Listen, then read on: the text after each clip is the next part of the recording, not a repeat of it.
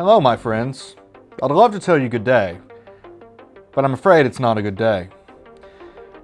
The old masters of the centralized finance world are trying to invade in our arena of freedom. As you can see, they've sent a knight out to try and take what's definitely not theirs. To that and their advances, I say nay. No. It's time we make a move to fight back. And the first step we can take to fighting back is to educate ourselves. See, sneaky old finance people, the likes of BlackRock, they think we're all stupid. And you know what? Some of us are, but that's okay. We can all band together and learn what we need to know in order to move forward and make sure they can't take over DeFi like they took over the traditional finance system. Now, today I'm going to give you a little case study on exactly what they're trying to do to get right in your DeFi and take away all of your freedom. Lucky for us, their tactics just don't work very well. See, they're used to an old system where everybody needs permission to do absolutely anything. And in crypto, you don't need permission to do anything. You can do what you want, when you want, because you actually own your money. Now, today we're going to talk about OUSG. That's right, G, because it's big government. See, BlackRock has this fund. It's a fund where they take people's dollars and they put it in US treasuries and bank accounts in banks they may or may not control. Now, it's nothing exciting and they don't pay a particularly high yield. In fact, it pays just shy of 5%. But there's this company that has decided, we like BlackRock, we like centralized finance. So what we're going to do is, we're going to have people give us dollars, and we're going to go deposit them mostly in this fund. And we're going to give them a stable coin. And at any point, they can redeem it for these underlying dollars. The stable coin is called OUSG. There's just a few problems with this. First off, I don't know about you, but I don't like BlackRock managing my money. They don't exactly have the greatest track record ever, especially if you look at their real estate holdings or something. But okay, if it's mostly in US treasuries, it's probably relatively safe. Why do I dislike this so much then, if it's relatively safe-ish? Well, the answer is everything's permissioned, and everything's designed to keep the little guy out. You see, if you want to mint the OUSG, or their rebasing version that's called ROUSG, you have to come in and you have to mint $100,000. Wow, isn't that courteous? Isn't that nice? Now, some of you may be like, hey, look, $100,000 is a few bucks, but it's not really that bad. We can do that, right? And yeah, there's a bunch of us that could go mint it and get the whopping 4.7% yield they're giving. Isn't that nice? Gosh, that beats my savings account by at least a point, maybe even two. Gosh, real good money there. No, okay, this is a terrible return, first off. But second off, that's just the minimum mint fee. We haven't gotten to the really scary part.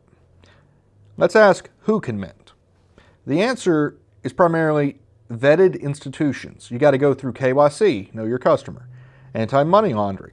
They've got to know you. You've got to send them over every document to verify who your organization and you are. Now look, I understand you don't want terrorists doing anything with your system and you don't want to be involved in money laundering. That's fine. What's not fine is you having to know everything about a person and then being able to track every single cent they spend. I don't approve of this, and neither should you. You need privacy in your money, and you need freedom.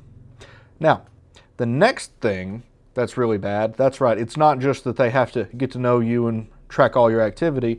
No, what's worse is you're limited on how you can spend your money. You see, say you get these OUSG tokens, you're only allowed to spend it where they tell you you're allowed to spend it.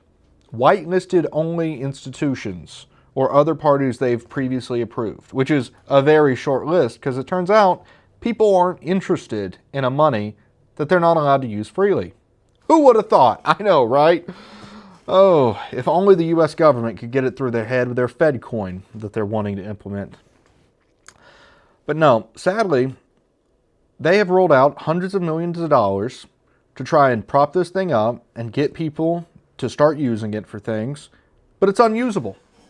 You can go to one of my favorite places like HyperSwap and try and find it to swap, and you literally can't. It won't pull up. You can't try to swap for this. Why? Because you're not allowed to even own it. You're not allowed to own their money. Not even that it's worth owning in the first place. But this is what happens when you have a permissioned financial system. Even the most basic thing, like a stablecoin, they don't want you owning. That's for the elites. That's not for you. Oh, you peasants. How could you possibly think money is something you're allowed to have? Now, what's worse is, we've been talking about this stablecoin as if it's an actual normal stablecoin. But in reality, this is a yield-bearing stablecoin that does not remain pegged to a dollar. So it's not even good for a unit of account. Based on how the treasuries and stuff perform, it ticks up or down just a little bit at any given time. And if interest rates change, it could theoretically lose massive amounts of value, as we don't know the exact term that these treasuries are invested for. Now, I'm sure they're all short-term, but if these people were dumb enough to chase slightly higher yields, like say Silicon Valley Bank or half a dozen other banks that have failed in the last year or two, they could be buying 10 and 30-year treasury bonds. And if the interest rates go up even more, which surely they won't, but that's what they said before they went up last time, these treasuries would get marked down and your dollar might be worth less than a dollar, which is a pretty scary thought considering it's not even for that much of a yield. Now, on top of this, on top of the fact that you can't spend your dollar, on top of the fact that you have to go through all these hoops and hurdles to get the dollar in the first place, I haven't even talked about the fees. Yeah, that's right. There's fees, massive fees. Now, they have some of the fees turned off, how generous, but they still have a 35 basis point management fee on top of their current fees. Now, if you want to redeem your token, they have the option to include fees as well. So, you're not allowed to spend it where you want it. You may not even be qualified to own it. There's fees. There's more fees. There's redemption fees. And you don't have clarity on exactly how they're using your dollars. Just a vague promise of they'll kind of do something involving treasuries and Blackrocks fund, and it may be kept in bank accounts. Because nothing's ever went wrong with that. Isn't that right, Circle? Now look, you can go ahead and you can do these highly centralized things that really want to squeeze out every cent from you and make sure you can never interact with the freedom of the DeFi economy. Or you can go to other things. You can go to real dollars, dollars that you can spend places, dollars that you can save in. You can take things like DM that comes from the DD protocol, or Maker's DAI, or, oh gosh, I can't even believe I'm endorsing it, but USDC is even better on the centralization front than these kind of protocols. And now some of you may be going, hey, okay, but I want to fight back on some of your points. It's not as bad as you say. For example, instead of just accumulating all the yield, they've got a slightly different token, ROUSG, and that token rebases. So, you know, it's $1 and it's supposedly worth $1 and it just increases in amount. Isn't that handier? And I say, who cares? Seriously, why does that matter?